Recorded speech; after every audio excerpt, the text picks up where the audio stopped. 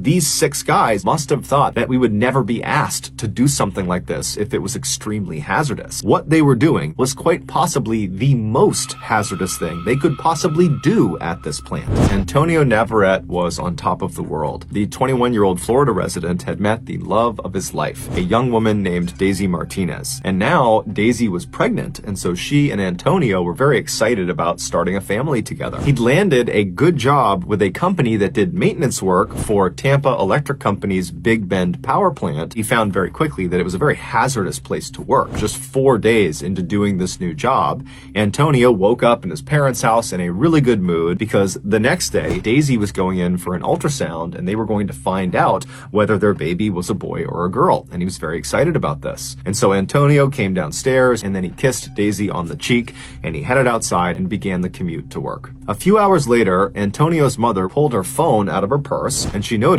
Antonio had called her and she missed it, but he had left a voicemail. And so she played the voicemail, and what she heard was quite possibly the most traumatic thing a mother could ever hear from their child. Initially, the day was like any other day. He just kind of drove around the facility and picked up trash, and that was it. But just a couple of hours into his shift, 2 fairly significant issues arose simultaneously inside of Unit 2. This plant produced electricity, and they did this by burning coal. This process was done in 4 distinct units, and each of these units is comprised of a humongous boiler. And so coal is loaded into this huge boiler, and it burns at the bottom of the boiler. The ash would get heated up so much that it would melt and turn into a substance called slag, which basically is molten lava. In the boiler, the slag that was building up had somehow created a sort of plug over that man-sized hole where the slag was supposed to dump into the water chamber. And so all of this slag was just building up on top of itself inside of the boiler. And then in the water chamber, completely unconnected from the issue in the boiler,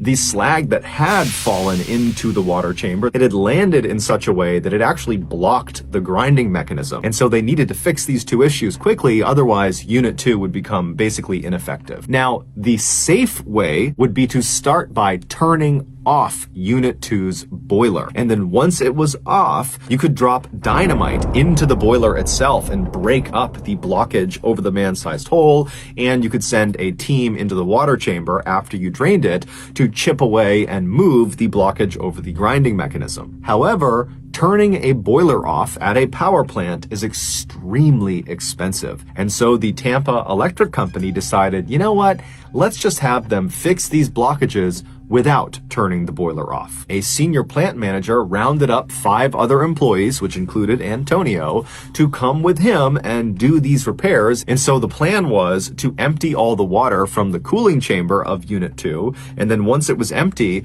they would open something called the doghouse door, giving them a line of sight into the bottom of this cooling chamber, and they would fire water cannons into the bottom of this cooling chamber to attempt to dislodge these slag rocks off of the grinding mechanism. This company had asked their employees to do this type of repair before, to do it with the boiler still on, and in the past, nothing bad had ever happened, and so these 6 guys must have thought this was just totally routine, that we would never be asked to do something like this if it was extremely hazardous. But it would turn out what they were doing was quite possibly the most hazardous thing they could possibly do at this plant. The 6-man team made their way over to Unit 2, and they began taking up positions with their water cannons right in front of the doghouse door. You have the water chamber, which is 30 feet tall, and then above the water chamber is the 12-story tall boiler that is still on. So there's coal actively burning inside of it. There's red hot slag just kind of tumbling around inside of it. And so they are dwarfed by this totally dangerous piece of machinery. But eventually, their operation begins. The senior plant manager has the water chamber drained, and then after it's empty, they open the doghouse door, and Antonio watched as the other 5 men took turns with their water cannons, firing them through the store at the big slag rocks that are sitting on top of the grinding mechanism. And Antonio likely was just kind of getting bored waiting for this to be over because there really wasn't much for him to do. There wasn't much cleanup. And then as he's standing there, something horrible happened. Because the boiler had been left on,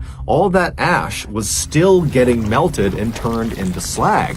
And the slag was not being drained because that plug had formed over the man-sized hole in the boiler. And so you have all this slag that's building up. It's getting heavier and heavier and heavier. And about 20 minutes into their cleanup operation, the weight of all that slag broke through that plug, immediately creating an opening where all this red hot slag, this lava, came tumbling down. It rebounded on the back end of the empty water tank and shot out of the doghouse door like a tidal wave of hellfire. And in seconds, thousands of gallons of this lava-like substance was all over all 6 men. They were all standing in 6 inches of basically lava that stretched in 40 feet in any direction. Every step you take in this slag, basically your foot melts into the slag. And so all these men, after immediately being hit with this stuff and catching on fire, literally, they likely tried to start running, but it was like their bodies were slowly consumed by this slag feet first. And so Antonio tried to run like the rest of them, but he couldn't go anywhere and he fell onto the slag. So he's laying on his side. He reaches into his pants pocket with his free hand and he pulls his phone out and he calls his mother. She doesn't pick up, and so he leaves her a voicemail. And all he says is, Mom, I'm burning. Please call the cops. Please, Mom. And in the background of this voicemail, all you hear is the hissing sound of the steam and slag pouring out of the boiler. In total, 5 of the 6 men that were a part of this repair operation would be killed from this tidal wave of slag. Antonio would be one of them. Tampa Electric would end up paying out a settlement to each of the families of the deceased. Just know that I really appreciate your support, and until next time, that's going to do it. See ya.